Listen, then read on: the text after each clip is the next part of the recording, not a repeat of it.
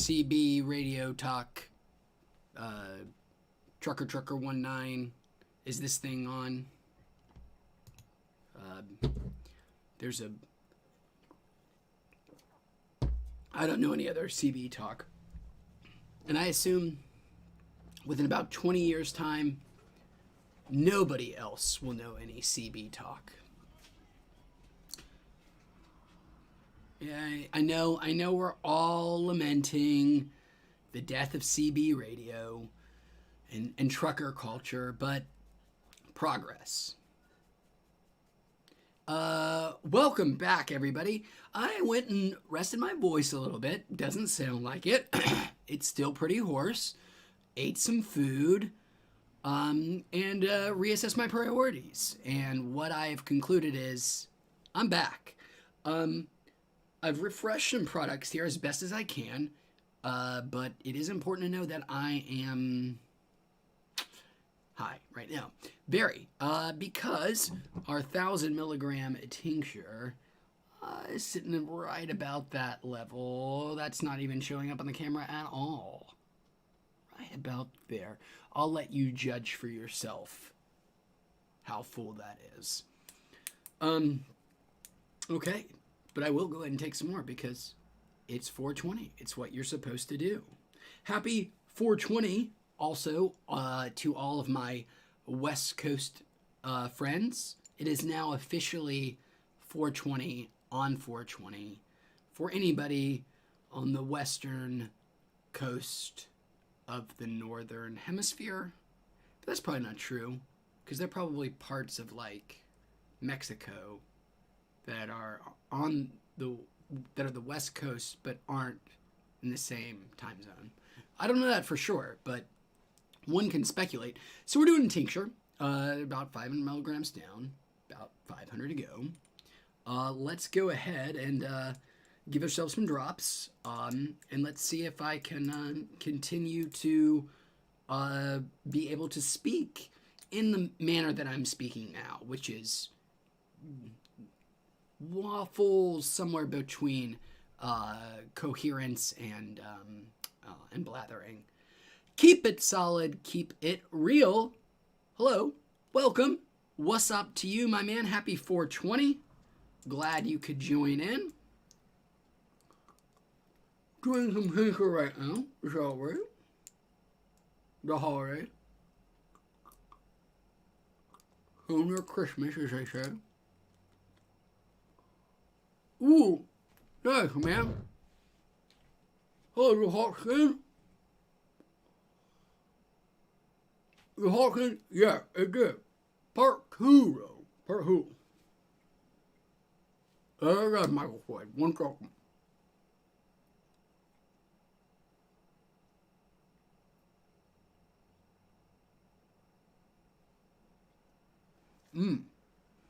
Oh, we're gonna wait a little bit longer. We'll talk about life and how it's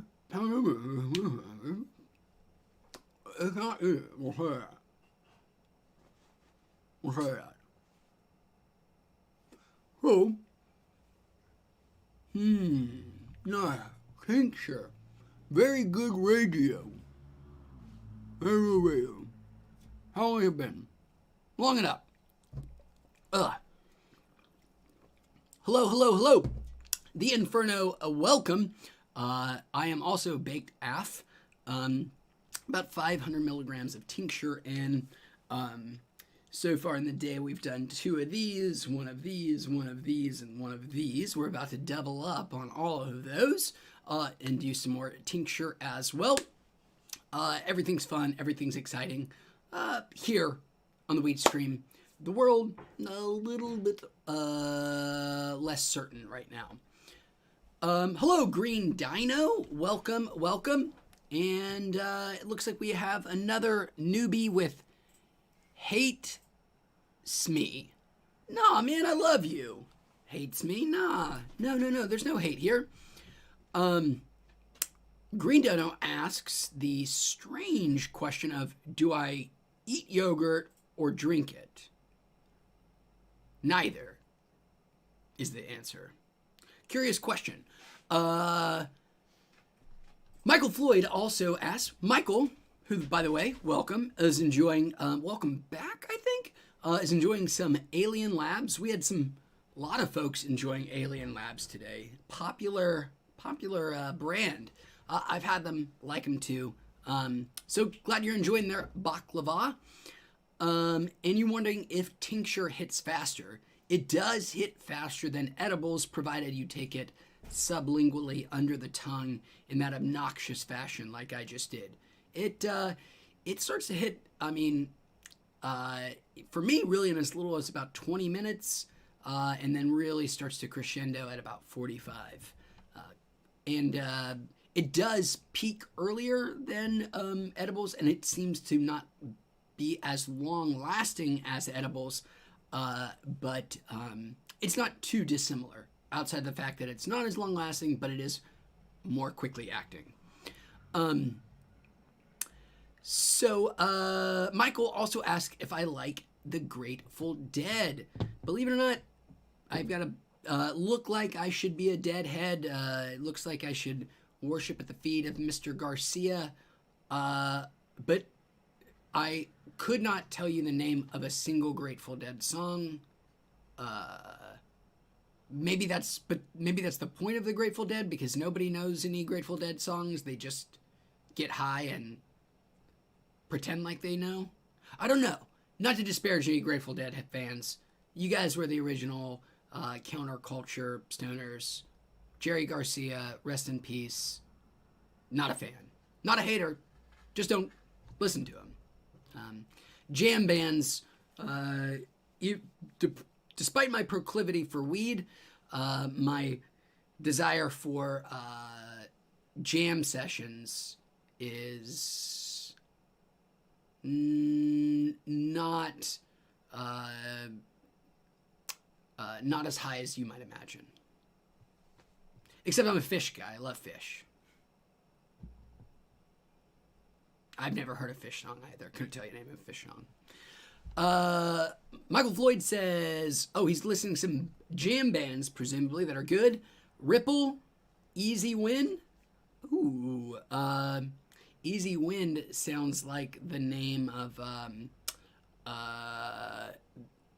kind of fart on a fart board, like next to chutes and splatters. There'd be Easy Wind, and it would go, or like, just very soft. That's an easy win to me. Green Dino says he's wondering aloud, I guess, why tinctures are less popular than edibles, seem more portable and discreet. Both of those are good and valid observations, Green Dino. One, I think some of it is just a matter of tradition. Especially if you're a newcomer to edibles, it's like, you've always heard about pot brownies or a cookie or whatever, and that seems less scary than like something medicinal, like a tincture, right? It comes out of a dropper. It seems medicinal. It seems, I don't know, more intimidating in some way than a Korova cookie. So that would be my guess as to why. Also, they do seem to be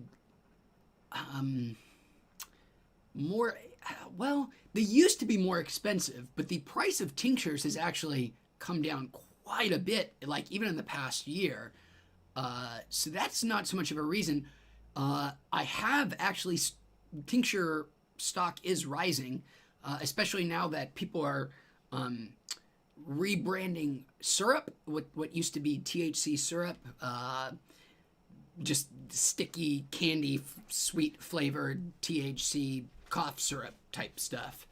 That has just been rebranded as tincture, even though it's the same stuff as it was before. And I'm seeing that in a lot of places, and it seems to be pretty popular. So it's just the old like cannabis style, high THC concentration, thick like, ice snow cone syrup, but with weed in it. And now they're calling it tincture. So I do think it's getting more popular. Michael Floyd says, those are songs that you were listing, not the name of other bands. Thank you, Michael. And that makes total sense. And Default asks, Wheats, what's your favorite way to consume cannabis? Edibles, and then from there it goes in a variety of different ways. We were just talking about tincture. Probably on the whole, tincture would be my favorite way of doing weed. I do prefer the slightly like more delayed onset of edibles and the longer lasting effects of traditional like baked good edibles. But tincture, I appreciate in, as somebody mentioned, its discreetness. It's so easy to just, take a lot of THC really quickly. I can see why that would be a downside for some people. It's very easy to, this is 1,000 milligrams of THC in this little bottle right here. So for somebody who's not paying attention, they do a dropper full of this and have never done an edible before, they're going to be, curled up in their bed for 48 hours. So you do have to be careful with it. But for somebody like me who has a high tolerance, really enjoys very high THC products, this is so much better than eating a ton of cookies or drinking some sugary drink or, name any kind of thing where you're going to have to eat a bunch of either sugar or any number of things that are laden with all kinds of bad stuff and calories. Whereas tincture, for such an imperceptible amount of liquid, you can get very high, and I appreciate that. It sucks, like 100 milligrams of THC spread out over 10 cookies. It's rough. So, tincture, on the whole, is probably my favorite way to ingest THC. Great question, long answer. Non-edible is my second favorite, would probably be Volcano. Third favorite would be concentrates. I actually don't have my Volcano here. My bags, my Volcano, the big plastic bags, have all gotten too grimy and threw the last one away. And things are hard to come by right now, so hopefully soon. Okay. Where are we at? Oh, Brother Dank is suggesting some good old DMB before these crowded streets era. That I can only think, and I'm sorry, Brother Dank, they just cannot help but think of The Office, the skit in The Office where, not the skit, the episode of The Office where Nardog goes to a roller rink, and he's like, he goes to the DJ at the roller rink. He goes, play some DMB, deep cuts only, deep cuts only. And the guy goes, plays like Crash Into You, and he goes, that's good enough. And he gets really excited. You remind me of him in a sweet way, just like he was a sweet guy. He made some mistakes, but don't we all? Nardog. So yes, what were we talking about? The Office, Nardog, something, and boy, it is hard to keep track of things. Thoughts, chat. I can't even keep track of the chat window anymore. There it is. It's hiding over here, man. You son of a bitch. Sneaky son of a bitch. Oakley dokley. Sorry guys, I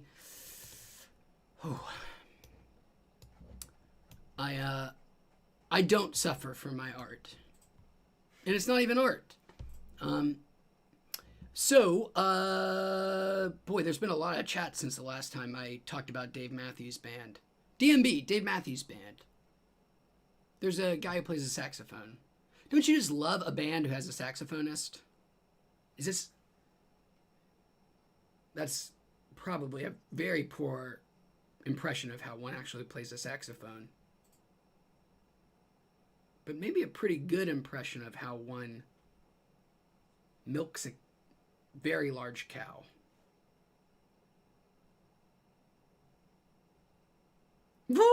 Kenny G. That's the only other thing I know about saxophones is Kenny G and the guy in Dave Matthews Band. I dare anybody to name anything else. One other fact about saxophones, and Bill Clinton doesn't count because Bill Clinton lies. Thank you, anonymous voice.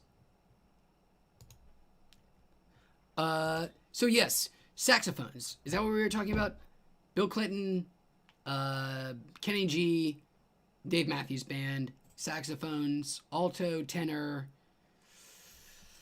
Fuck. So where I went to school in high school, band kids were interesting people, and I don't know where I was going with that. Happy 420, everybody. By the way, it's just wonderful to be here. Wonderful to be talking with everybody and just having a chat and saying it's 420. The day. Hitler's birthday. And also the Columbine shooting? A day for celebration. Maybe those two things are related. I had never even thought about that before. But also, both of the things could be urban legends, and I could just be spreading fake news.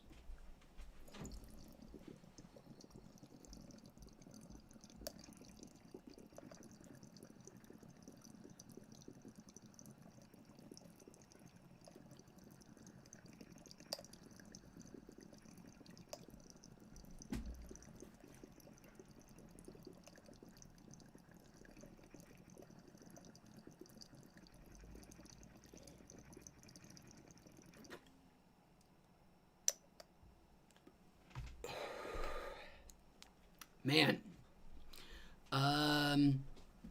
where were we? Columbine, Hitler's birthday, saxophones, and 420. Oh, happy 420, everybody. Also Hitler's birthday and Columbine.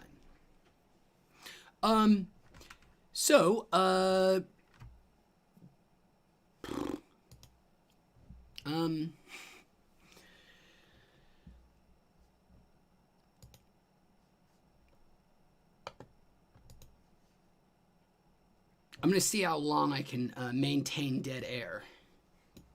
Probably a much longer time than you can. Boy,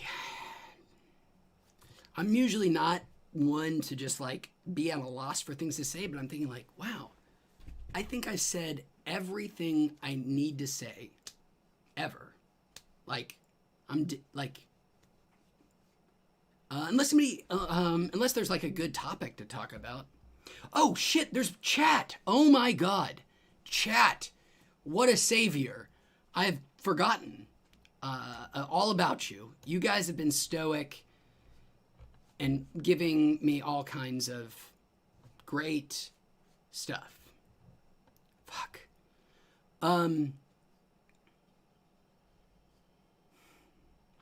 Michael Floyd says, edibles make him feel sick. Whew. I can still read. Too much sugar. Well, that's why tincture should be for you, Michael Floyd. Give it a shot if you haven't yet. Try some Mary's Medicinals. It's a usually pretty affordable brand. Pretty good stuff. Brother Dank, Charlie Parker. Don't even remember what that is. But thank you for Charlie Parker. It's probably actually in reference to something that I can't remember. 13. Can you tell us about your very first videos and how you got started in YouTube? Wow. 13. What an interesting question. Well, how did I get started on my very first videos and how did I get started on YouTube? Well, I was doing a lot of weed, and I had a lot of toys already, and I was like, wait, no, let me mythologize more. Let me make it sound better. Hold on. Let me mythologize, like any good person should do. Make it sound like a more grandiose story. Let me think about this. Guys, I grew up loving edibles. Since I was 5 or 6, I learned to love edibles. My whole family, we're an edible family, and they sort of brought us together, like as a family, as a community. Edibles were sort of the thing that I don't know. I don't want to say I constructed a life around, but it was a thing that brought meaning to my life, and not just my life, but my whole community's life. And then I started noticing that the quality of edibles started deteriorating. People weren't being as honest as they were when I was, growing up. What went from an honest man's game and a simple, humble way of life, it started to get there was I noticed greed and corporate influence in the once very parochial and sweet world of edibles, and something. My grandfather died, maybe, and he died of something, maybe, I don't know, and so that led me to say, no more. Enough is enough. These companies, they can't do this to us anymore. We have rights. And what did they do to my grandfather? We'll figure it out. And on that day, I was like, I'm going to spread the word about what it means to be somebody who eats a lot of weed. And that's how Weeds was born. And it's a humble beginning. It's not a fancy origin. I'm no Steve Jobs. It wasn't in my garage, but I'd like to think it was an honorable beginning. It was we started for noble reasons, and I dedicate this channel to this day to my grandfather, who died of something that we'll invent later. And that's the mythology of Wheats. Wow. Sounds good enough to be a Fortune 500 company. So, great question, 13. But the real answer is I was doing a lot of weed, edibles. I loved edibles, loved edibles. But I really was getting quite annoyed with the fact that quality seemed to be all over the place, and there were clearly people trying to scam people by selling products that weren't as advertised, that were, exaggerating their claims. I got really annoyed with that, so I was like, oh, I will do what any good millennial does. I'll self-aggrandize and turn the story into myself. And I said, I'll tell people on YouTube about what edibles are good and what edibles are bad. And that is the story of Wheats Reviews. And my grandfather did die. Okay. Michael Floyd says, David Gilmour played the sax on all the Floyd albums. And I just talked mad shit about saxophonists, and there's a saxophonist for Pink Floyd. Shame on me. Well, hello, Ryan. Welcome, Ryan. Welcome, Joe. So good to have you both. Glad you could be here on this 420. Shots. What's up, Shots? Welcome. Happy 420. I'm doing really well, man. How are you doing today on this weirdest of days? Well, there's a surprising amount of discussion about saxophones still. Who would have thought? Ethan says, the background is tripping me out. Mission accomplished. I was getting tired of the tropical beach theme. I was like, what's something a little trippier? And what's trippier than the Mandelbrot set? A lot of things, but it's pretty trippy. Fractals. Let's do a dab, guys, to celebrate 420. Brandon M. Yo, happy 420 from Oakland, California. Well, happy 420 right back to you from Long Beach, California. Your brothers to the south. Beautiful city up there. Jude, hello. How long have I been alive? Oh, how long have I been live? Not how long have I been alive. Two different questions. I have been live for 25 minutes, 26 minutes now on the dot. Okay. And how long have I been alive? Too long. Brandon M says, appreciate it, brother.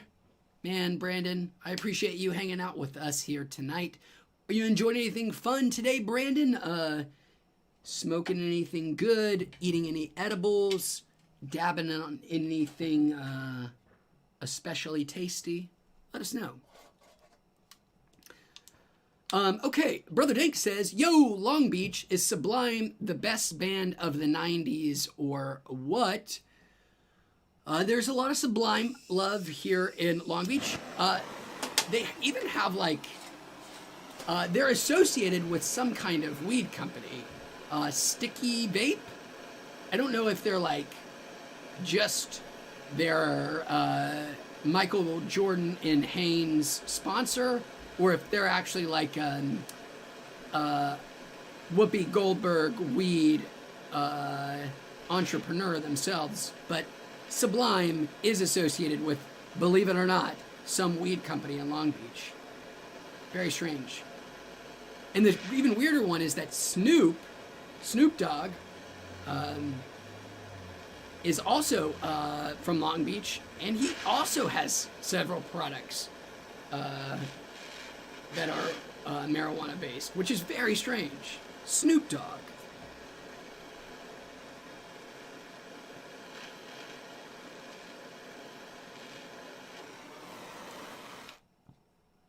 Water! Oh my God, thank you. Hand from outside. Wow, amazing, thank you. You guys need this shit to oh, I'm forgetting all about this dab. Because of the water. You need that shit to survive. Not a lot of people know that.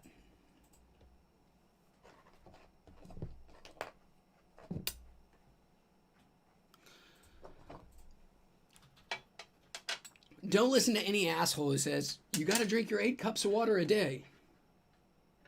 That's the power of people just parroting shit that they've heard on the internet. But don't actually... To anybody who's ever said that to me, do you know how much 8 cups of water is? A cup of water is generally accepted to be 8 ounces. I'm not a good mather, but 8 times... Oh, fuck my anus. I dropped my dab hole.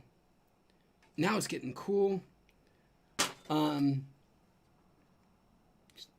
off. Oh, God. I'm running out of time, guys. What were we talking about? Something about dabs?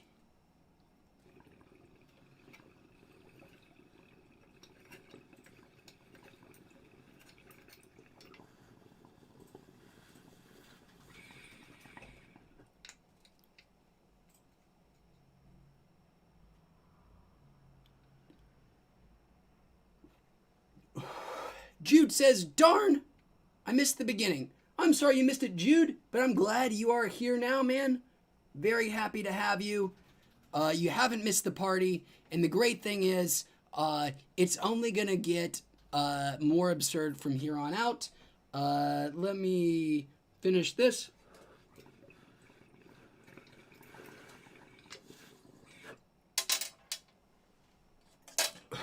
I have to speed round some stuff here soon. Were we talking about Sublime at some point? That's crazy.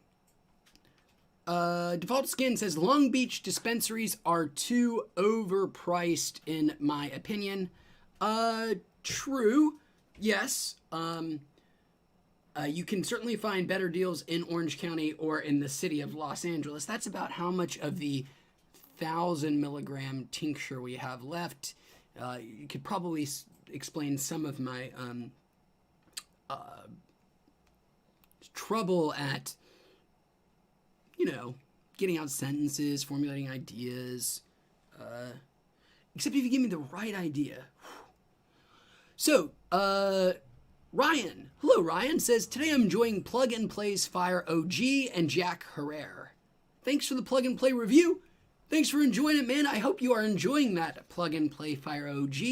I am pretty sure I gave it a rapturous review, so I hope I didn't lead you astray. I still love it myself, but you can let me know if you had a different experience. Joe says, have you ever heard of MUHA meds? I have not, but somebody else asked me about them, Joe. You're not the first one, and anytime I hear a product named twice, I get more intrigued. Just because there are so many different brands and products and companies and startups that it's hard to keep track. And once you hear something mentioned a couple of times, it's a reason to suspect that there might be something to it. Tincture. Here we go.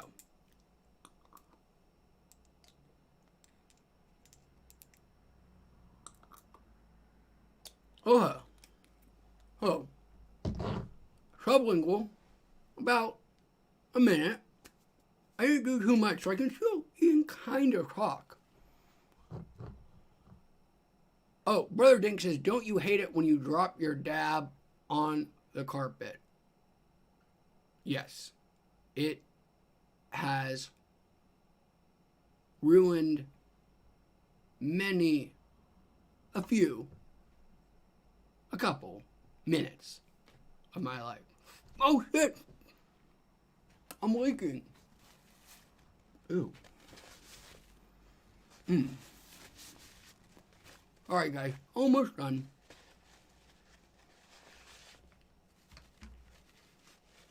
Getting there. I just get too bored. I gotta go with it. Whew, okay. Brother Dank, yes. It hasn't happened too often, thankfully, but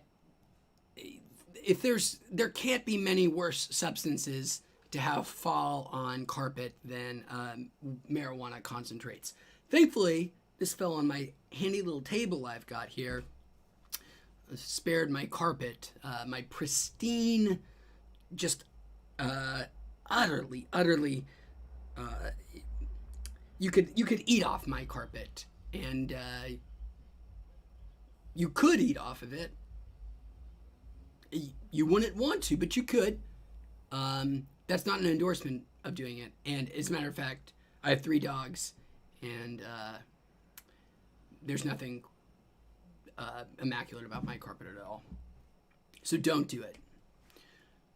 Not that you'll ever be in that position. I hope. Not that I hope. Come on over. After this is over with. But who knows? Weed. Michael Floyd says... Michael is mixing some... He's crossing streams, blending up some concentrates, and he's asking for my opinion on mixing weed. I like mixing weed like I like mixing my metaphors.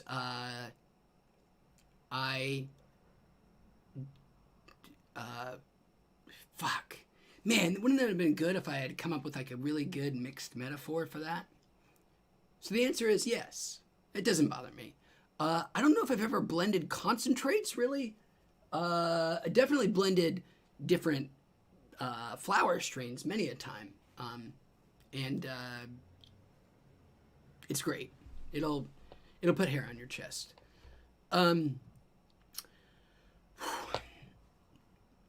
Joe says, it's very good concentrate. Their oil carts are phenomenal.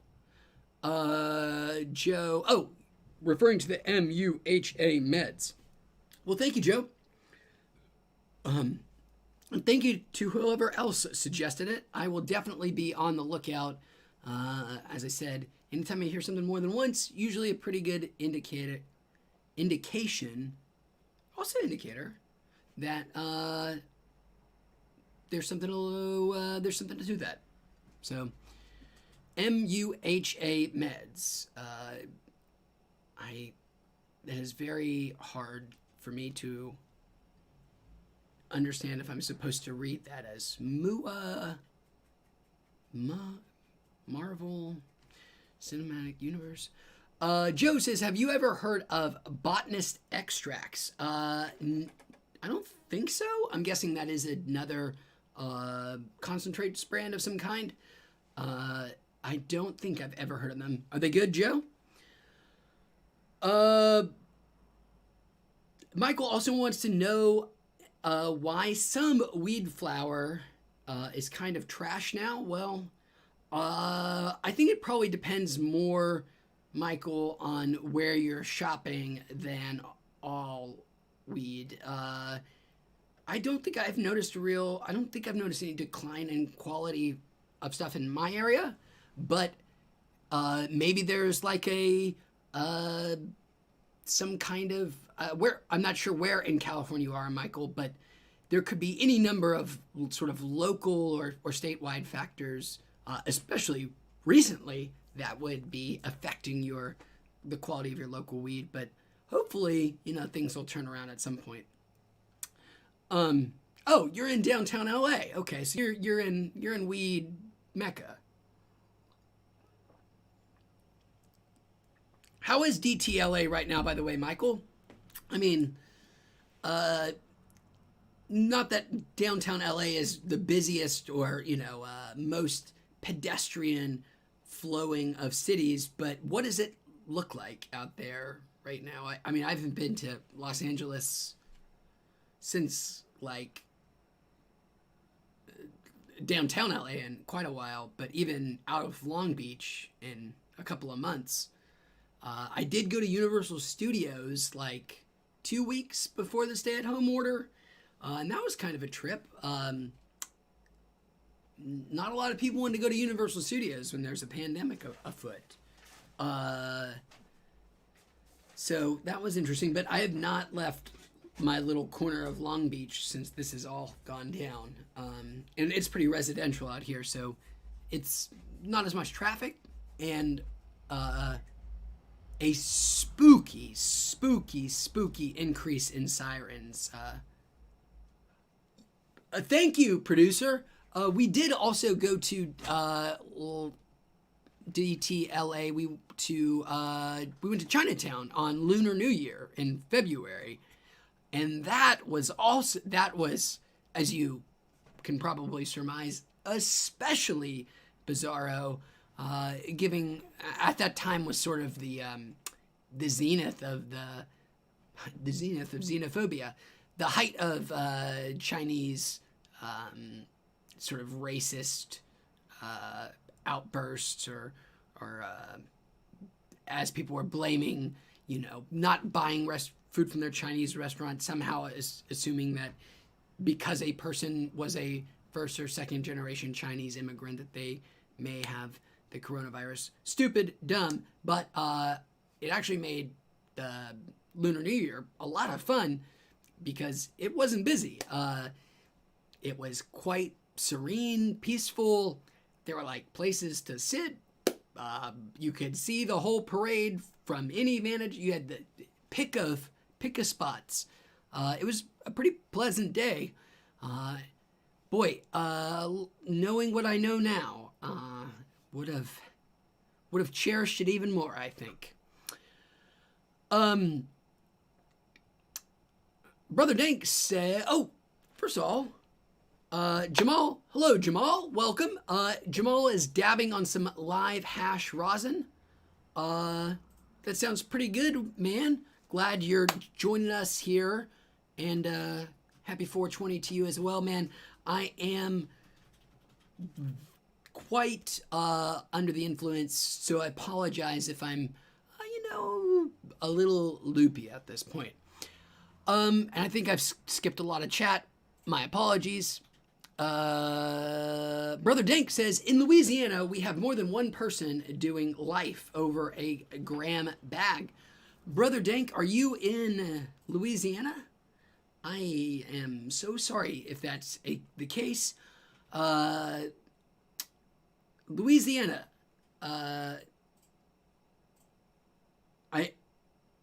I think I might have said this before. So, one, apologize to people from Louisiana. Two, apologize to people from Mississippi. And three, maybe it's time to go ahead and get fiery and say, I do think Louisiana should change their state motto from nobody knows to at least we're not Mississippi.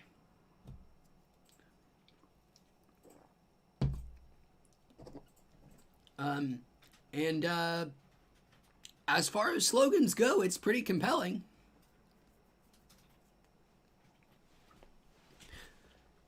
Because, at least you have, at least Louisiana has some culture, some interesting history. Mississippi, well, Mississippi has,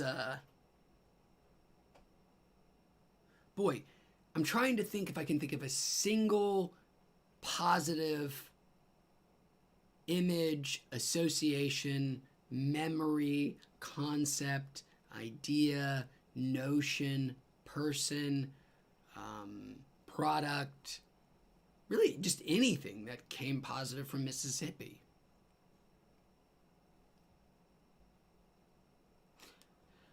I'm sure the way I feel about Mississippi is that they come to the other states, and when they come to like California, they're not sending their finest people. They're sending their murderers, they're sending their rapists. I mean, I assume some are fine people, but I don't want those Mississippians in my America. I mean, let's be honest. You're much more likely to get, murdered by a Mississippian than you are from somebody selling mortar. So maybe we should just talk about building a wall around Mississippi, Do us all a lot of good. They just take money, right? They don't. What does Mississippi contribute? We can keep the river. You know what? We'll even change the name of the river. It's probably for the best. Because unlike the land of Mississippi, the river does actually provide some commercial benefit to the world.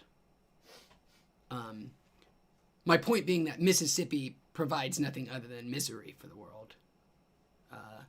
Except if you're a mosquito or a racist piece of shit, then Mississippi's probably pretty good.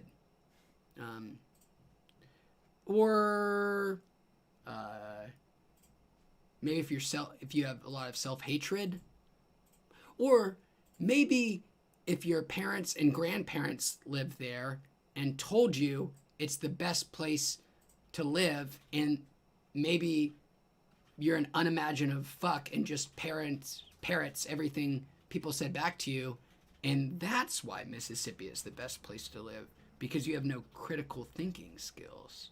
Could that be it? Could that be why there would be anybody who thinks that Mississippi does anything worthwhile? You know what? Fuck Alabama, too. I mean, let's be honest. If we're going to shit talk Mississippi, Alabama, you are a piece of shit, too. Alabama, the state, garbage. Let's be entirely honest with ourselves. Top to bottom, as a state, collectively, Alabama is shit. It's just, it's excrement. I'm not trying to say like the land is bad. The land's fine. It's great. I'm sure there are even beautiful spots in Alabama. There are beaches and shit. Wonderful. I'm saying that what Alabama contributes, I'm saying Alabama, I'm not trying to disparage the land. I'm saying it's the majority of the people in Alabama. Again, I don't want to say Alabama is not the land, the actual geographical boundaries are not bad. That would be a terrible thing to say. That would be a really awful thing to say. What I'm trying to say, and please understand, I apologize if anybody, I'm not trying to. It's not the geographical boundaries. It's the people who live in Alabama and think that Alabama is a worthwhile collection of, that the idea of Alabama, not the geographical boundaries, but that the idea of Alabama is good. That is what I think is disgusting and reprehensible and essentially human excrement. Like, yeah, if you're proud of the history of your state of Alabama, if you like anything about Alabama other than the fact of like the ground, the actual geographic stuff, like the hills and the beautiful beaches and the lowlands and the marshes, that's cool. But if you like, the history of my state of Alabama, my Alabama pride, then how could you not be less than human? I mean, you have to be a piece of shit. So that's how I feel about Alabama, Mississippi, and a few others. But how could you not? I mean, let's be honest with ourselves. Let's be really honest with ourselves. If we're being super honest with ourselves, we would be better off if we just kind of took some scissors to the old Mercator projection of the United States and just kind of went to that little southeast area and just went and just kicked it right off into the Atlantic. But that's just me. Actually, I love the Southeast. I love the people there. They're all great people. They all, it's just a difference of opinions. There's nothing fundamentally wrong with their worldview or nothing fatalistic about their mindset. And they're certainly not going to doom us all through their ignorance and self-centered ways. It's just a difference of opinions, man. Global warming, just a difference of opinions. Fuck, dude. Be tolerant. Be tolerant. Be tolerant. Okay, says, boy, I'm sorry for that, guys. What were we talking about? Alabama.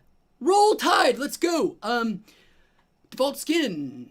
What's your opinion on under-the-table weed shops, like around the Compton area?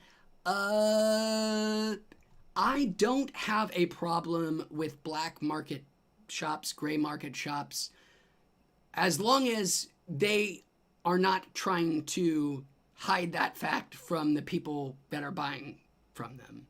And as long as everybody knows the risks going in and nobody is trying to deceive anybody, I don't care. Like, weed has always been illegal, and it seems crazy to me that, just arbitrarily now, at some point, people who have been going to jail for it for a long time should just start saying, we're so appreciative of you letting us do this thing that we've been doing because we know it's harmless and even beneficial in some ways for so many years. Now let us reward you with ample taxes. I'm actually, please understand, I am actually a supporter of cannabis taxes. I think they're great. I think the money goes to great things. I'm pro-tax guy. I'm a weirdo. I like taxes. But I don't begrudge anybody for going to a gray market shop to save some money. It's weed. It's still federally illegal. I mean, you could still, if you smoke weed in a national park, you can still go to federal prison. So, until we sort of begin to, have to deal with those kind of contradictions, do whatever you want. Just as long as nobody is trying to deceive anybody, cool.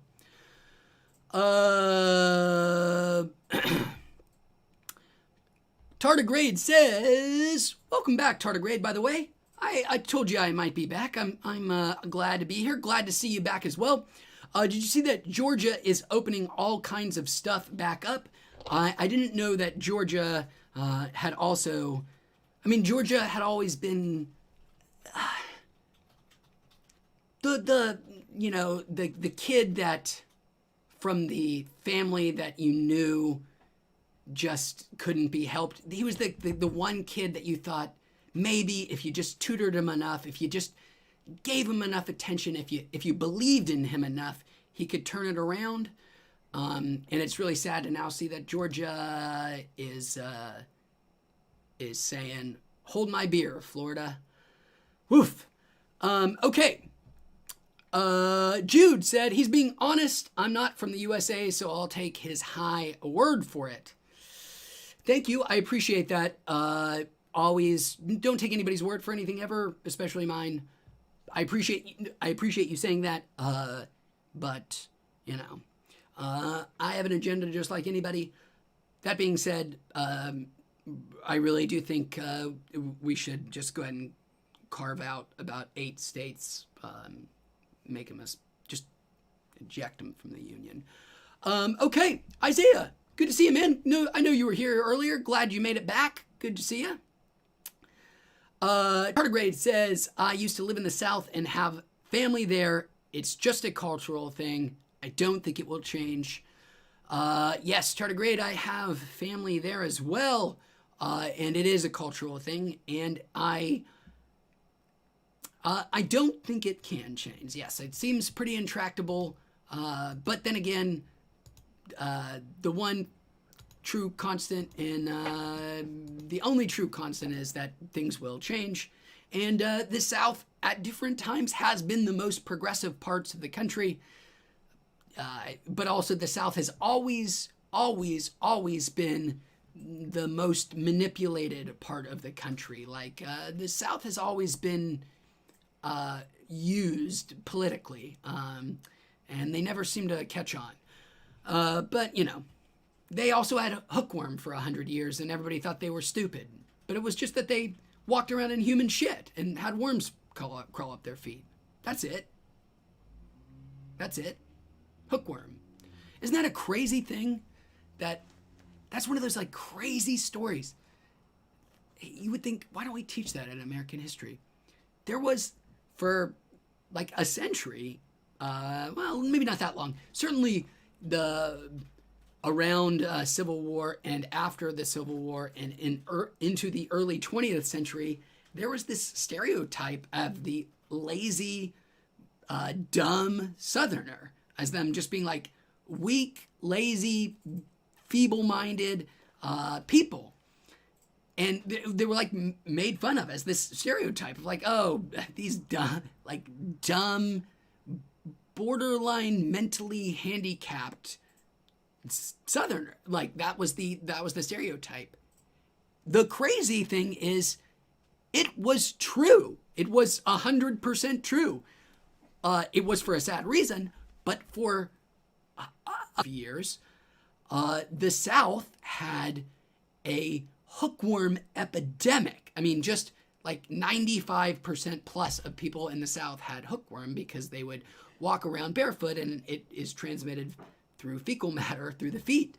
And so all children in the South were riddled with hookworms, which led to insane malnourishment, which led them to be lazy and kind of dumb. And it wasn't until, I can't remember, sometime in the early 20th century, I think, that somebody's like, oh, all these people have fucking worms. And then there was a massive government effort to deworm the southern United States.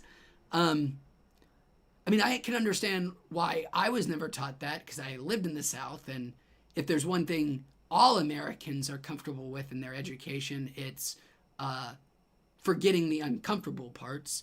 But yeah, that's the thing, is the people in the South were stupid because they walked in shit.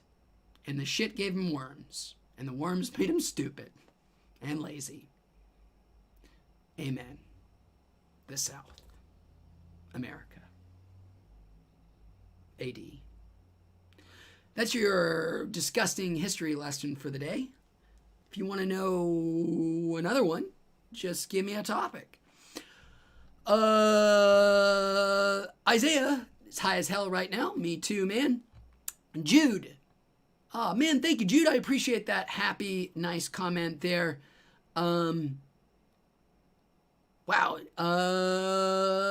Dylan, welcome, man.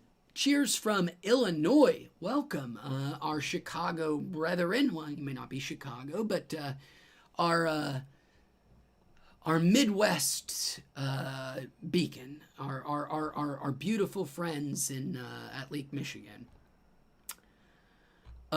Jude says, poor stupid people. To be fair, it wasn't their fault at that time. But then again, it's really hard also to be sympathetic to Southerners, to people who,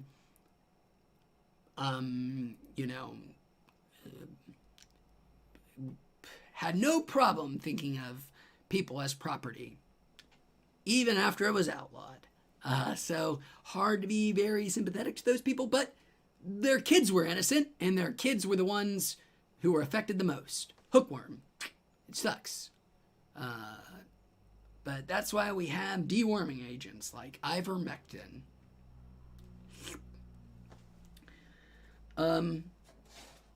Worms. Parasites, man.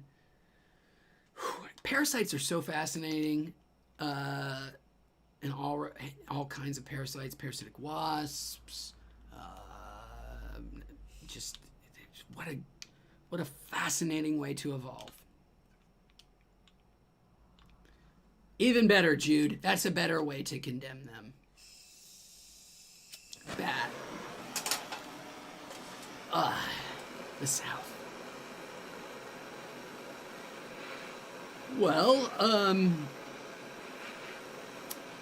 speaking of kind of on topic, my wife and I finally started Watchmen on HBO just a couple days ago. Oh man, I don't know what took me so long to watch it. Love Watchmen, like Watchmen. You know, the actual graphic novel. I'm that nerd, like before the what's his name movie, Zack Snyder. I'm a Watchmen reader who didn't understand why people thought Rorschach was the good guy, which, not to tell you how to interpret a story, but if you read Watchmen and you think that Rorschach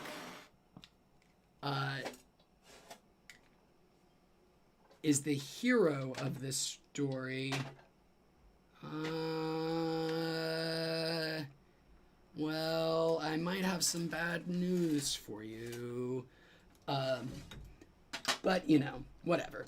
So, but I did. We started watching the Watchmen HBO series, which is a sequel to the Watchmen graphic novel that is set in modern day. The graphic novel was set in, what was modern day at the time, the 80s. Just like anything from Alan Moore, it doesn't have his name on it. It still has the artist Dave Gibbons' name on it. Anyway, it took me a very long time to watch it, even though I knew I would love it. We've watched the first 3 or 4 episodes, and it is quite something. Oh, boy.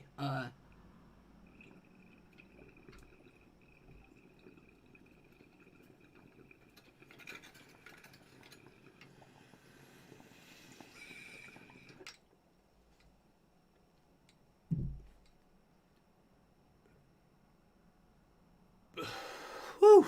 Yes. So, enjoy the Watchmen.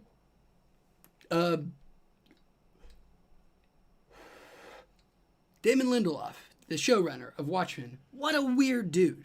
What a weird, I don't understand his output as a creative type person. Maybe we'll have a Damon Lindelof rant. Who knows? Just a second after this. Tardigrade says, thoughts on flower versus dabbing versus vapes. Sometimes I think flower is the only place where you get the highest quality experience and variation in strain. Great question.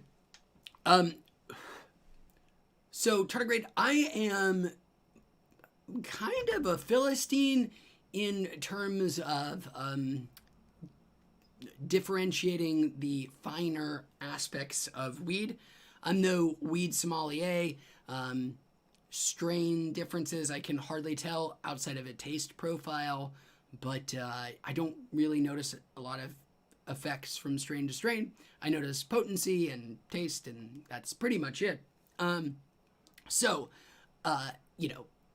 As personally, my preference for those, out of all of those, would probably be vapes first, but only as a matter of convenience. They all have their ups. I like dabbing the best, as it's the most efficient. It's the easiest way to get a lot of weed. A pretty high tolerance, so I have to smoke a lot or do whatever. Dabbing's pretty effective, but it's pretty harsh and it's involved, and I'm clumsy at best, and I'm gonna burn my house down one of these days. I know it. So weed, dabbing, really like the potency, not so thrilled about everything else. Vapes, love, the potency is decent, taste is okay, convenience is through the roof, love that. And then flower is decent in terms of convenience, probably the most affordable in terms of price, and the best in terms of flavor, if you are very into your terpenes. But there's some moderate amount of work, some cleaning. It's probably the harshest for me. Actually doing combustion, so I don't. Any day of the week I would pick one or the other. In this mode, I'd probably say vapes, though. But, it's very close. And am not unhappy to do any of them, ever. Jude says, what are your thoughts on the corona illness currently affecting life? P.S. I know you can't say the name without a negative response from YouTube. 1, I didn't know that. 2, thank you for letting me know. That's not a bad thing, I guess, on YouTube's part. I can kind of see why they have that policy. What are my thoughts on it? It's that, okay. 1, this is the most important piece of advice that I promise you. I'm not good at giving advice. Don't trust me.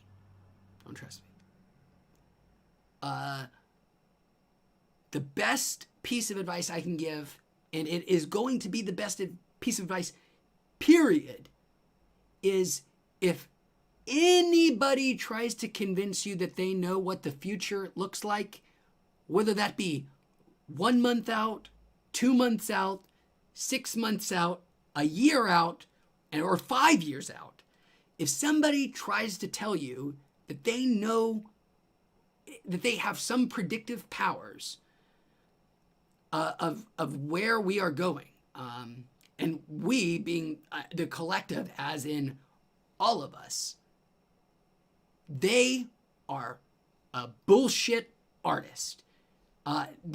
Nobody has any idea where this is headed, where we're going, where we'll end up, or what the world will even look like, a year from now, 5 years from now. It's just impossible. It's impossible to predict. Of course, there are more likely scenarios than the other, but the only piece of advice I can give you, and the best piece of advice I think anybody will give you, is just don't believe anybody who says they can tell you what's going to happen, because they can't. They really can't. Nobody can, because we have never done this before. Sure, there have been pandemics. There have been global pandemics. There was the the Spanish flu. But the world 100 years from ago is as different as the world was 1,000 years ago in 1918 or 1914. You can't imagine. None of us can wrap our heads, begin to understand what the ramifications, the consequences, the downstream effects of this are going to be. It's just there are too many billiard balls in motion right now to have any idea of how the board is going to settle when things stop moving. So that's my main response. My other piece of response is very contradictory to that, which is, do trust those who you listen to, those who have worked their lives to understand how to both navigate these events, how to survive these events, how to reemerge from these kind of things. Just trust what they tell you to do in the moment, because we don't have any, nobody knows better than them. They don't know 100% for sure. There is certainly shit they're getting wrong right now. I can guarantee you there are things that are being told to you right now that 6 months from now, they're going to be like, oh my God, that was a terrible piece of advice. Doesn't matter. It's still the best course of action, because they're going to get it right so much more often than anybody else as to what to do and how to chart these waters right now, that just listen to the experts, and make sure you know who an expert is. Also, make sure you understand, don't listen to authorities, listen to experts. There's a distinction there, and an important one. Don't listen to an authority. The authorities don't know shit. Authorities often will, especially if you live in the United States, the authorities may give you even bad advice. Don't listen to the authority. Listen to the experts. It's the best course of action for literally every person. Coronavirus. There is my coronavirus rant for the moment. Okay. Thoughts on hemp wick. Is that one of the just like sort of wicks made out of hemp that you can use as kind of like a lighter? I'm not 100% sure I know what it is, tardigrade. But if that's it, I've never actually used them, and I have tried, and I've never been able to make it work. But that's probably on me. Joshua Chun says, bro, you look different every time I watch your videos. How you been? I like to mix it up. I like to keep the kids guessing, I like to keep them on their feet. I like to make them think, is that a replicant or not? Is that a lizard person? Is there some lizard under that boy's skin? By just subtly messing with my appearance, it keeps people off balance.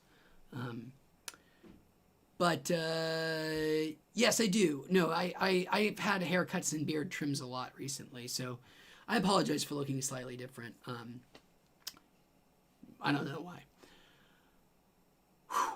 Rants. I did promise some good rants at some point, and I think I've delivered on a couple of decent ones. I don't know if I've really gone extreme yet. There are a couple of topics I'm, just ready to burst at the seams on, but I'll wait till I'm triggered.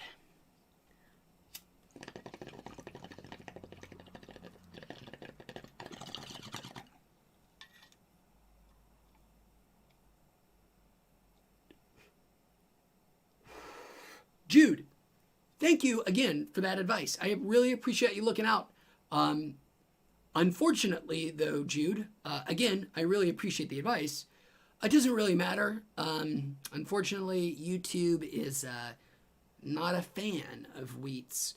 We've been deep monetized. That's the term. Twice. Like and I've been banned once, and then was totally reinstated. Like they banned me. Like 2 years, a year and a half into the project, just out of the blue for no apparent reason. And then after like 2 weeks, they're like, oh, we're sorry.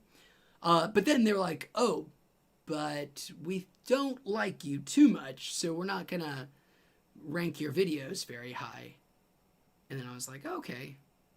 And then like a year later, they're like, oh man, we like you again. Come on back. Why'd you ever leave? And I was like, well, maybe you kicked me out. I didn't really want to go. So I was like, nah, man, come on back. So I was like, cool, I'm back. And then like 3 months after that, they're like, get the fuck out of here. What are you doing? Weed isn't cool, man. I'm like, okay. So that's the tumultuous history of my history. Tumultuous history of my history with. That's a little redundant, but so is my history with YouTube. Because it just repeats itself.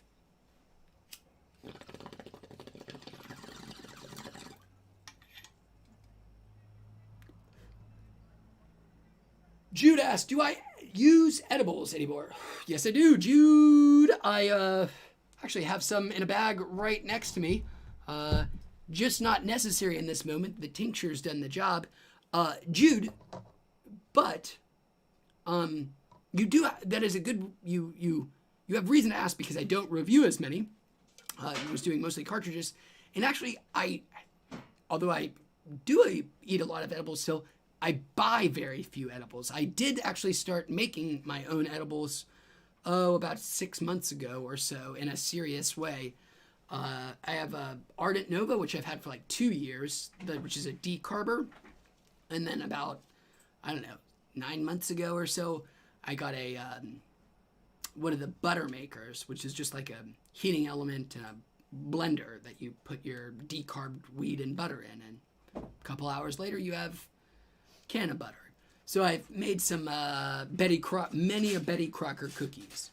And by me, I mean not me, because I can't be trusted to do that. But I did eat them. So it's kind of like, it's not like I made them, but I was around. And if you're a man, well, that's got to count for something. Okay. Thanks, Jude. I appreciate that, man. I hope to be around for a while still. I hope. It's so weird, Jude, just to get personal with you for a second here. It's very strange. And this always sounds like such a gross, vain thing to say. And again, I apologize, but I have never put an ad on anything. I've had the ability to for a long time, or at different times for long times. I just never did. Would never want to. But it's still like when YouTube's like, oh, you cannot make money with us. It was like, oh man, that sucks. I don't really want to do this anymore. I don't know why. It didn't make it. There was no functional difference in the way I was operating. It was the exact same thing. It was, the net gain was identical, but it just felt like, oh man.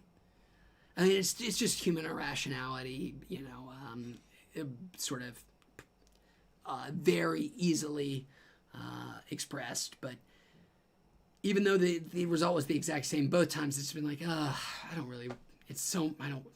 just dispiriting. But I do hope to be back, even though I have been kicked out again. I have so many videos actually ready to release.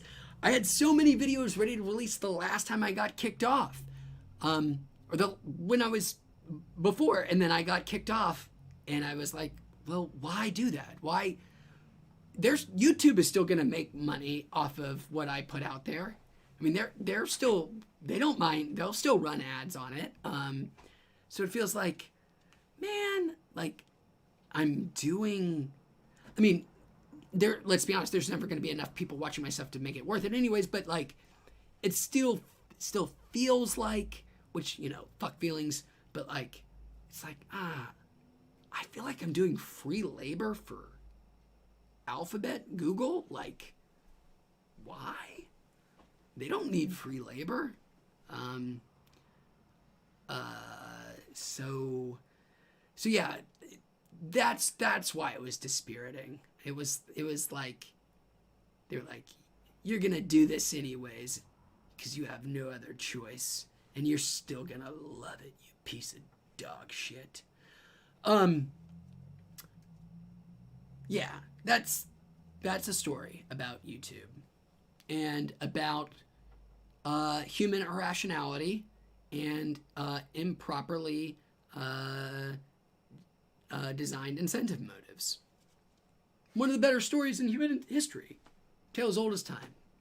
It's like Cinderella or Rocky Balboa. Rocky 2, not the first.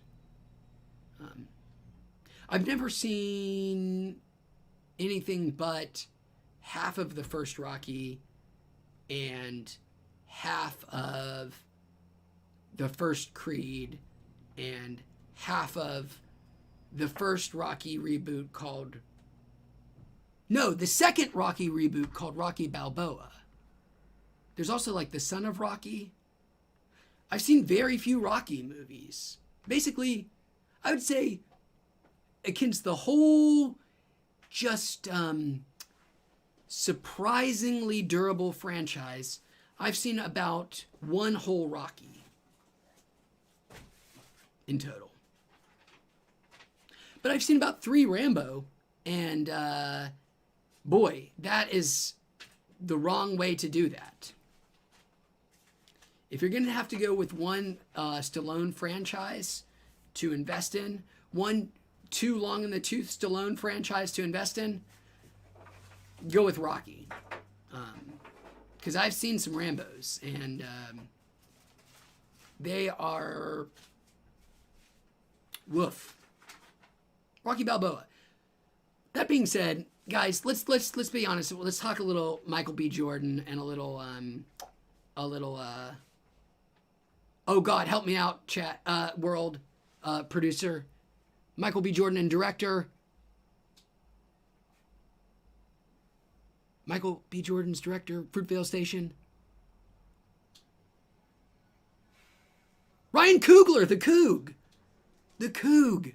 The other Coog. Not the Coog, but the Ryan Coog. Sorry, having a conversation with my producer about Ryan Coogler. I should watch Creed because Ryan Coogler is fucking incredible director. The Fruitvale Station, if you guys haven't seen Fruitvale Station, shame on you. Shame on me for not having convinced you to watch Fruitvale. Shame on me for not having convinced you guys, let's get this out correctly, to watch Fruitvale Station if you haven't. So I don't know how we started talking about Rocky or Creed or Ryan Coogler or Rambo, but I think the point we were trying to make is how the fuck are there so many Rocky movies?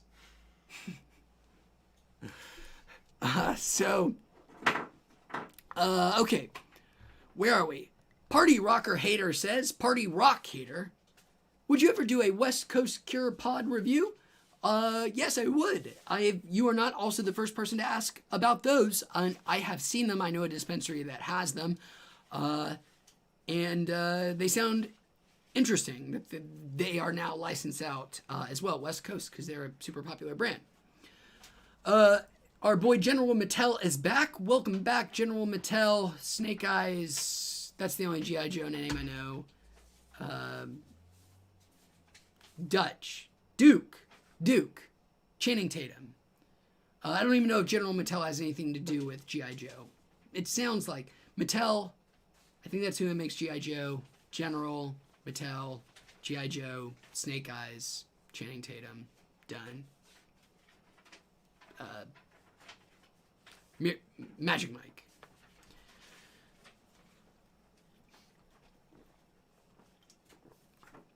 Oh, because we haven't done this enough.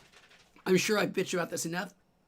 But it's my favorite, one of my top 10 favorite hobby horses. And that is the beguiling, weird, and incredibly inconsistent filmography of Steven Soderbergh. I don't remember why we started talking about Steven Soderbergh.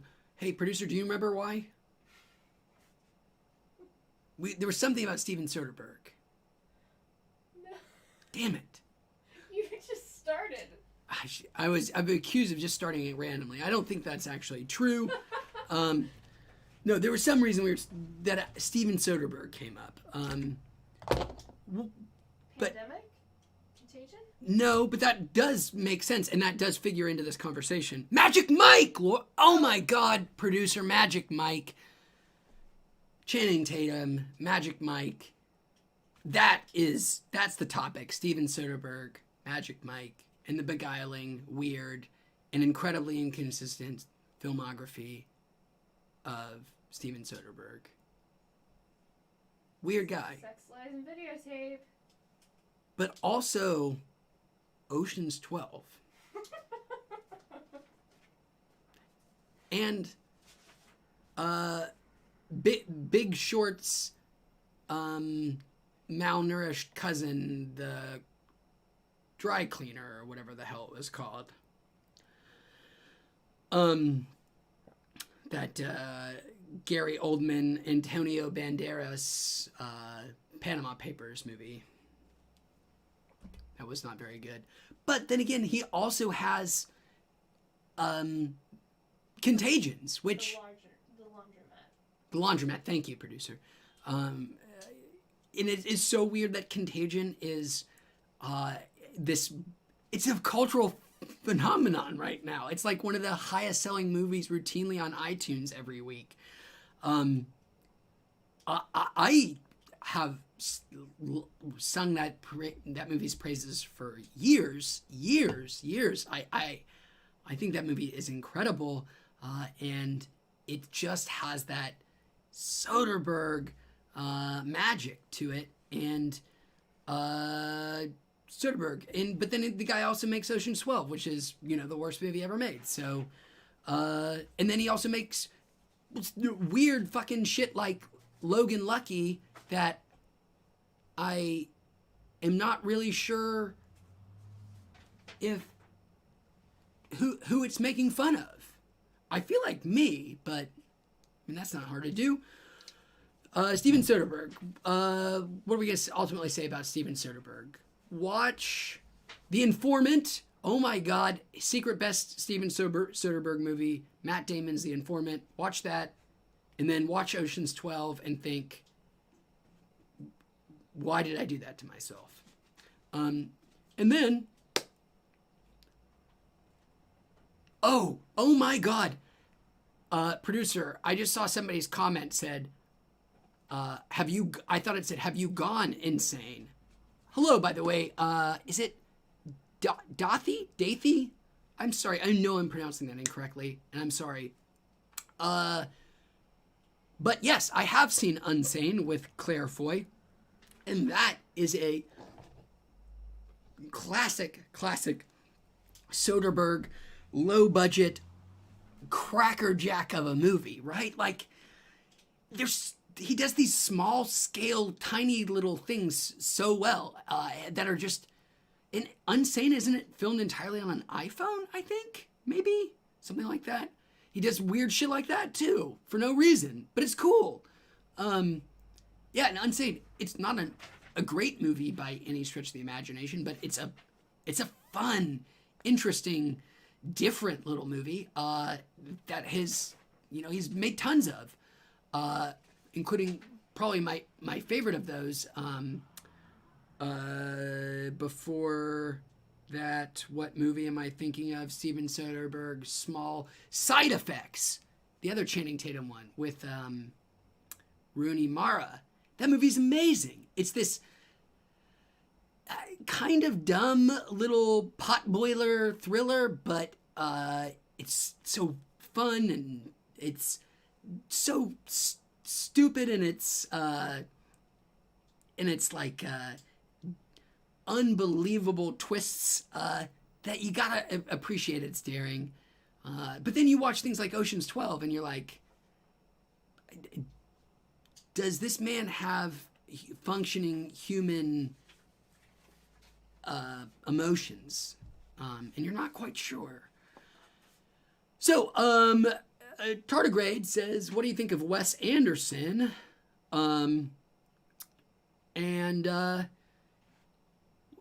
Hey, Tardigrade, let me ask you this. I'm white. I have a beard, long hair. I'm smoking weed. And I'm talking about Steven Soderbergh's filmography. What do you think my opinion on Wes Anderson is?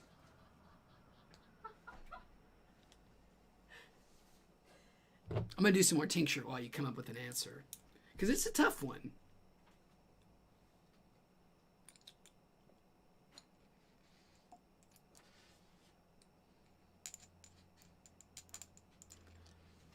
Hey, ask me again. Ask me again. I have a great answer to that question. Tardigrade says, do you like Wes Anderson movies? And I'll say, do the Owens have a third brother? That's my answer.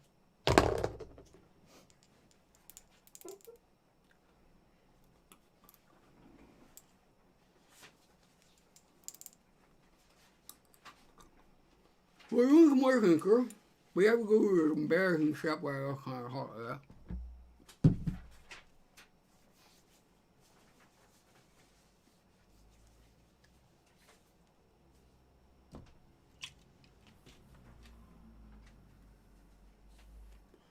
Well, let your thinker set in. Just a little bit longer.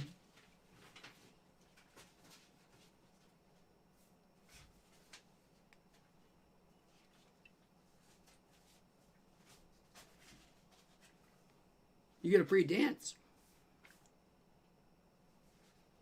You have to provide your own music, though.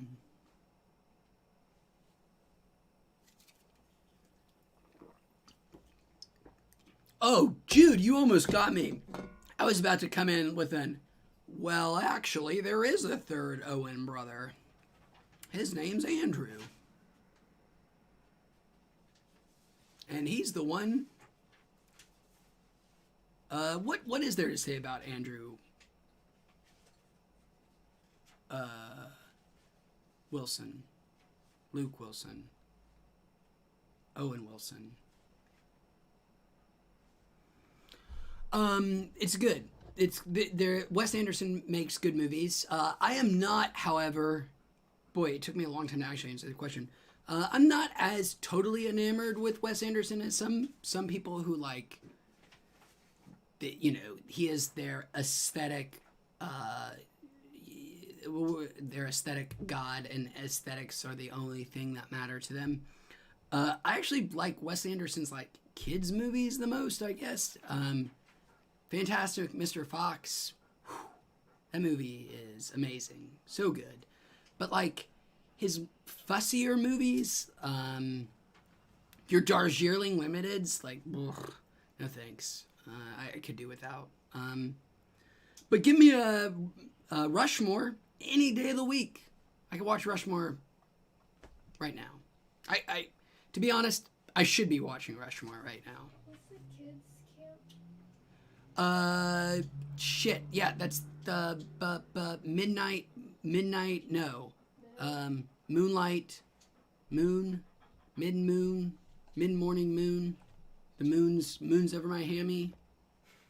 Edward Norton. And then you didn't name, what's it, Island of Dogs?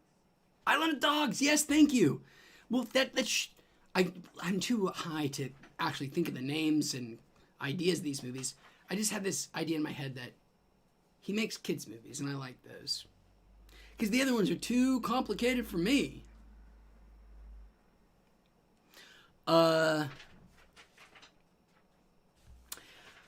Tardigrade says he really likes Bottle Rocket. I'm sure if you're a Wes Anderson fan, Tardigrade, I'm not gonna drop this knowledge bomb on you, but I love it. It's one of my favorites. It's that Bottle Rocket has the distinction of being, I think it was Columbia at the time. Check my math. It was notorious for having the lowest audience test reactions in their entire history, and I think still does. You can understand why. You probably were watching that movie, and if you didn't know what to expect, especially from a major studio, you would be like, "What the fuck is this?" But it was a notoriously hated movie by mass audiences, and it was, nobody had really heard of Wes Anderson until Rushmore. And Bottle Rocket has since been sort of critically reclaimed, I guess, right? Like, people revere it now, but its genesis is much more sort of controversial. I haven't seen it in forever, though. I remembered liking it when I watched it, but I don't think I've seen it since I was like in college, sometime in there, when everybody, has to watch all the Wes Anderson movies to be cool. When you've grown out of your Richard Kelly phase, your freshman year. So I did some tincture. Did I do this? Did I do the bong? Or I did one, and then I just stopped.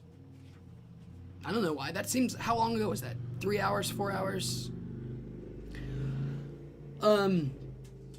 Tardigrade says that the Darjeeling Limited is his funniest movies. That is probably true. I haven't seen it since it came out, and I remembered, unfortunately, watching it at like 11 o'clock at night, seeing like an 11 p.m. showing and being kind of like, should not, even when you're 20, I was like, this is not the perfect time to see this movie. This is more of a time to be watching Netflix, which doesn't exist yet. Well, it existed as DVDs, but couldn't instant stream yet. I should give it another shot, though, because I know it's another one. It has its fans, but I just wasn't in love with it when I watched it. And again, I'm sorry, I still don't know exactly how to say your name, Dathy. But he recommends, or she recommends, Behind the Candelabra is worth a watch, too. I have heard that. I know I've not seen it myself. It's the Liberace movie, right? With Michael Douglas. Oh, yes, as you said, Michael Douglas. I like me some Mikey Douglas. And it's Matt Damon, too, right? They're boys, right? Soderbergh and Matt Damon, because of the Ocean's movies and the Secret Best, Soderbergh movie, The Informant, which I don't understand why people don't love more. It's such a good movie. Looks like the Thescalo says, "Hey man, love the beard. Hey man, love the attitude. Thanks for joining us. Happy 420 to you. I'm shot is the proper term, Thescalo. Voices, woo. But we're having a blast. We're talking about Steven Soderbergh. We're talking about Wes Anderson. Can you have any more appropriate directors with weed? Yes, you can. Of course. What are you guys' favorite stoner movies? Like, not movies to watch while you're stoned, but movies about stoners, like quintessential stoner movies, your Cheeches and Chongs and things of that ilk.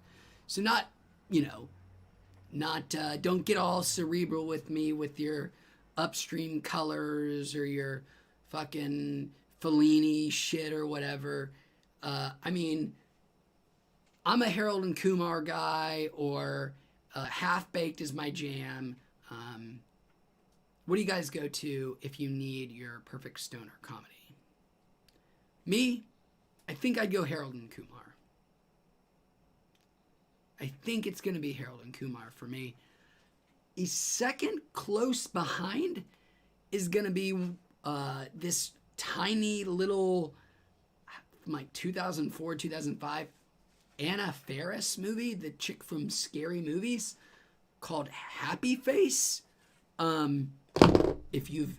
It's a under the radar classic. Let me see if I can't find a link. I don't know the last time I've watched it. Happy Face, is that it? Anna Faris.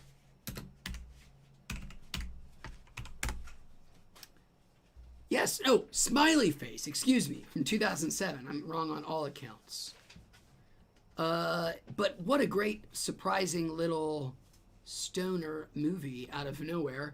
But what a wonderful little subgenre of movies, the stoner movie.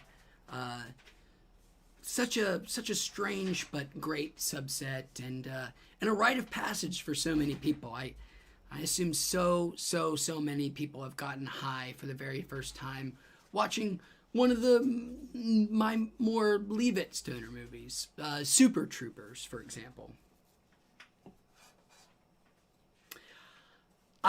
Okay, so here's what we got in chat. Thescalo is a big Wes Anderson fan. He's loved Grand Budapest Hotel. As did I. One of my, definitely top 5 Wes Anderson movies. But we're also now talking stoner movies. We've got another vote for Harold and Kumar. Thescalo contributing with a forgotten classic. I mean, I can't believe it didn't come up immediately. Pineapple Express, which would probably be a runner-up. That or... actually, how did I forget about the whole Apatovian genre? All of them are great. All of them. I could watch any one of them. But Pineapple Express and This Is the End are probably the two best and most stoner specific. Pineapple Express, man.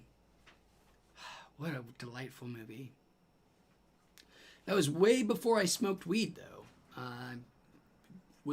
Had not smoked weed in... Oh, God. Hands up, keyboard. August 2nd, in the year of our Lord, 2006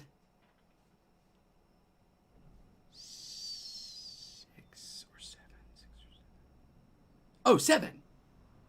I'm going to say August 2nd, 2007 is the release date of Pineapple Express. It's my one X-Men power, guys. But I'm going to be humiliated if I got it wrong. So, yeah, Pineapple Express, man. Such a great movie. I'm so surprised that none of those ever had any... And also kind of delighted that none of them ever had sequels of any kind. There's no Pineapple Express 2. There's no This Is the End 2. There is a Neighbors 2. An unappreciated Neighbors 2. But that's about it. When did August 6, 2008. Humiliating. I'm ashamed of myself. God damn it. God damn it. But Pineapple Express, man, great movie. Came out like the week before or after the Simpsons movie or something. What a time for comedy. What a time to be alive. First time seeing Bill Hader, I remember. He's the poor, unfortunate soldier experimented on in the beginning. Which, do you guys watch Barry? Fuck. Such a good show. Okay. Brother Dank. Oh, Brother Dank with a classic. Brother Dank. Man, you guys are making me realize, again, how wonderful and wide and also generally pleasant and heartwarming the stoner genre is, because Brother Dink coming in with the amazing recommendation of Dazed and Confused, a movie that I love so much, like so many others. But goddamn, great stoner movie. Davey also brings up, it's a mad show. Is that a movie? I'm not sure I even know what that is, if that's a stoner comedy. Philip Baca bringing it up in for, of course, and letting me know. Pronounced Dahi. Dahi. Irish for David. Well, thank you, man. I appreciate you letting me know that. And, again, happy 420 to you. And, wow. I didn't know that the Irish had a different way to pronounce David. Is that Irish or is that Gaelic? Is that offensive? Is that an offensive question? Probably both. No, it can't be both. Well, maybe. I don't know. Wait, Brother Dank, you're kidding about Dazed and Confused? You don't like Dazed and Confused? How dare you? Who can't be charmed by Matthew McConaughey in the birth of all right, all right, all right? Or such lines as, I like high school chicks. I get older, but they say the same age. Oh, man, so good. So creepy. So weird. All right, all right, all right. Ben Affleck's in that movie, too. He's a jock. Dahi says, Midnight Express, not really a stoner movie, but he gets caught with hash. Midnight Express. I'm going to have to do a quick Googling of the Midnight Express, not the Pineapple Express.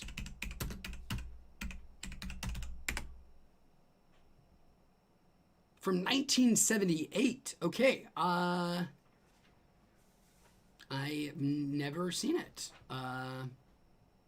It looks pretty good, though. Ooh, about a man in a Turkish prison. You know that's going to be an unpleasant experience.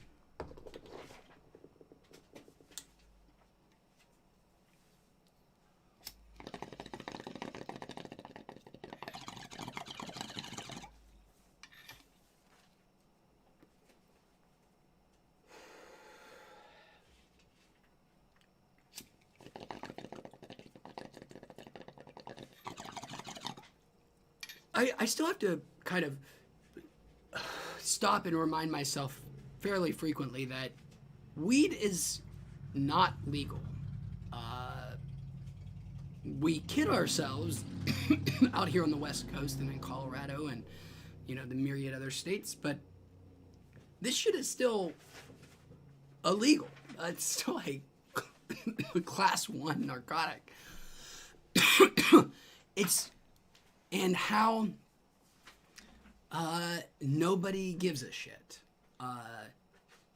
out here, but that there are still places where you can be an American, ostensibly the same creed of person that I am, and you could be doing this exact same thing that I'm doing right now, and seeing the quantity of weed that I actually have here could go to jail for years. How weird is that? And also, why is that? Why, though? But, like, not just as, like, a passing, that's weird, or that's kind of unjust, but, like, really stop. Just stop for a second and think to yourself how weird that is. How bizarre it is that, and it gets even weirder if you're on bordering states, right? There are places in this country where next door neighbors one person could do this exact same thing that I'm doing, and it could be celebrated. People could enjoy it and join in and celebrate with, and harm, and just have a pleasant evening in,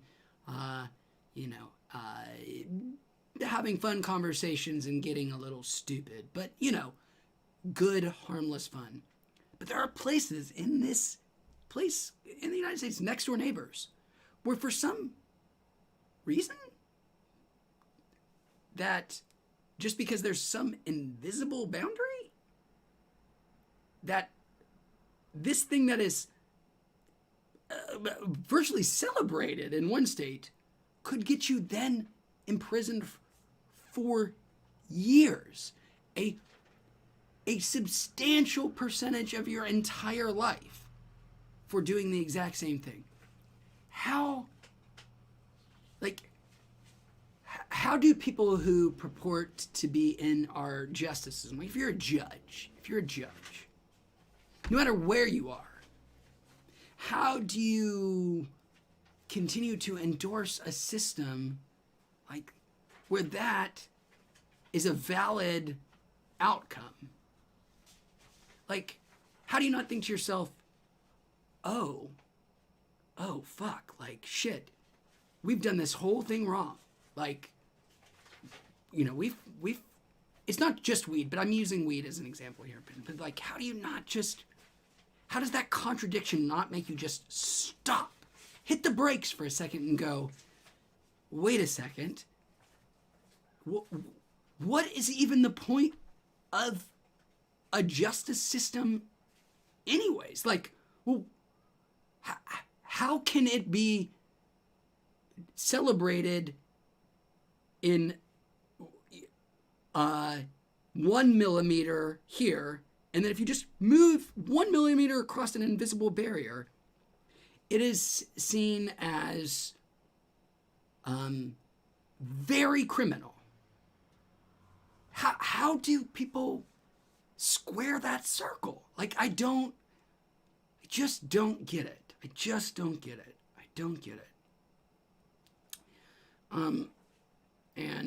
Yeah, man, it's one of those things that just makes you think, I'm afraid, sometimes I'm afraid that people, and this might be a controversial thing to say, sometimes I'm afraid people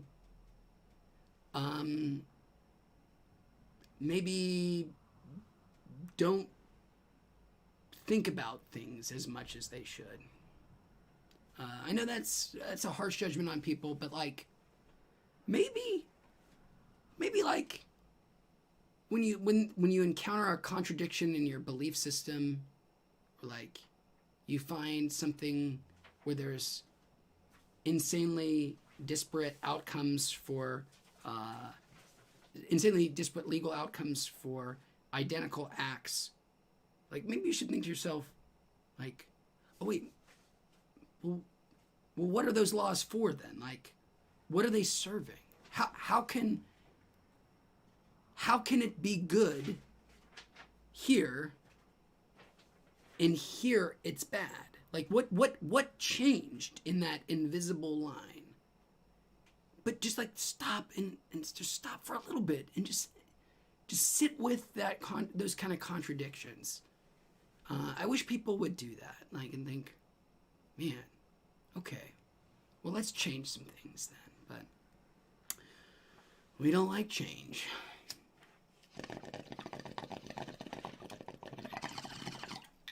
Except spare change.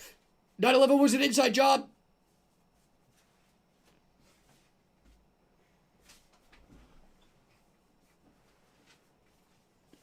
Hashtag YouTube conspiracy documentaries. Hashtag nostalgic YouTube bullshit, grotesque conspiracy theories. Wow. The simple, heady times where you could go on YouTube and all they would do is try to convince you that George Bush planned 9/11. Nothing worse than that. Man, I'd do anything to go back to the just sort of now kind of naive and almost gleeful days of like, wow, 9/11 truthers, those people are nuts. Because it wasn't it wasn't the end result of anything. It was well, it was the end result of a lot of things, but it was also just the beginning of a whole lot of craziness to come. So, boy, truthers, laws, man, they're just.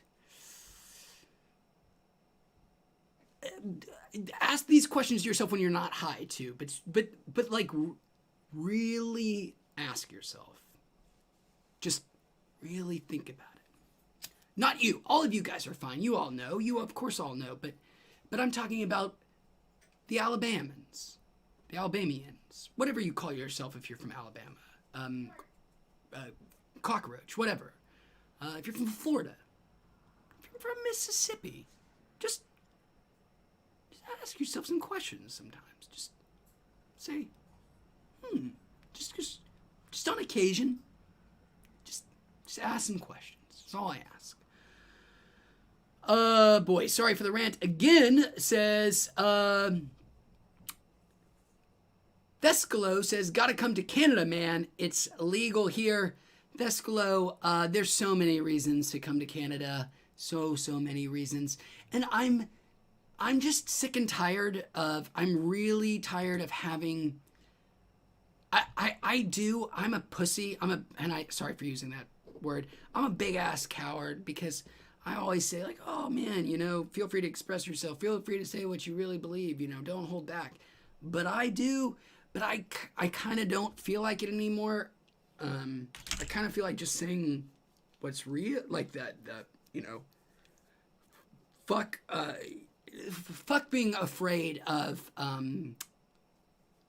internet comment trolls, right? Sometimes just fuck it, like, and say just say some more honest type things, like your nation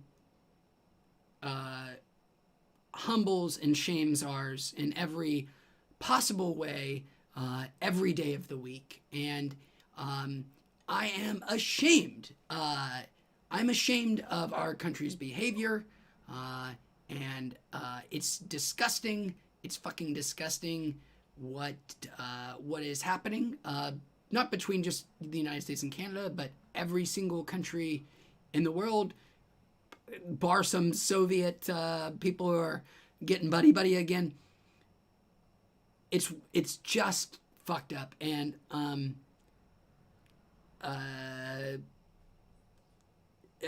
United States of America is, it has been for a while. You just weren't allowed to say it. You're not allowed to say it now, but it's fine. The United States of America is, at this point, a failed state. It is. It's a failed state. We're first world Somalia is what the United States is.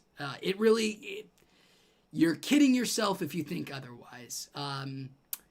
The only thing that's changed is how much you have to hide it. Like, it's just,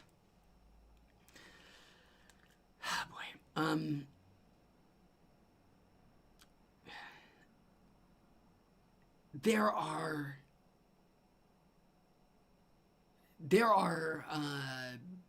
parts of the United States that are, I lived in close proximity to many of these people that I would,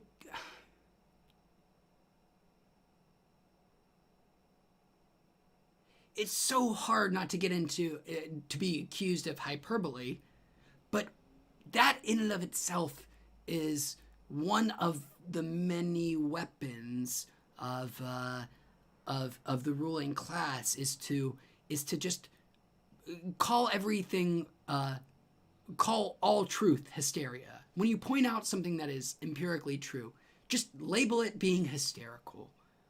People respond to that. That's calling somebody hysterical, saying like, dude, calm down. You're being crazy. You're being hysterical. You're being nuts. It's a psychological superpower. You overwrite people's sense of reason when you label somebody like, dude, you're being crazy right now. People who were once agreeable to that argument think, oh, well, maybe this guy is just being off his rocker. Maybe he's just making a mountain out of a molehill. It's one of the many nefarious psychological superpowers that is currently eroding global unity, public trust, trust in government, trust in your neighbor, trust in the truth. Just accusing people of hysterical is such of just being dramatic. It's so powerful. It just inserts that doubt into people's head where it wasn't before, and it's very similar to the most powerful psychological hack that we have discovered. I mean, people have known it forever because humans have been doing this forever, but it has just been now rediscovered as a political tool, and it hasn't been used this way in democracies ever, in free countries, and that is a lie is a lie until you say it 1,000 times, which is, you can just say things enough to that you will it to be true in people's brains. You can the just repeating lies enough, just over and over and over and over and over verbatim, just especially if it's short, sweet, and is kind of a zippy or has a good cadence to it or something, like no collusion or it was a perfect phone call or build the wall, something like that. If you can just be super reductive, like no collusion, it's a perfect one. You can even when people know it's a lie, even when they 100% know it to be a lie, if you just keep repeating it over and over again with confidence and attack anybody who dares assert, who dares go after that person's credibility, who's just making it a lie. If you just attack them, even when people know that is a lie, they will slowly, helplessly, psychologically be unable to help themselves not to think, at least to themselves, well, there must be something to it.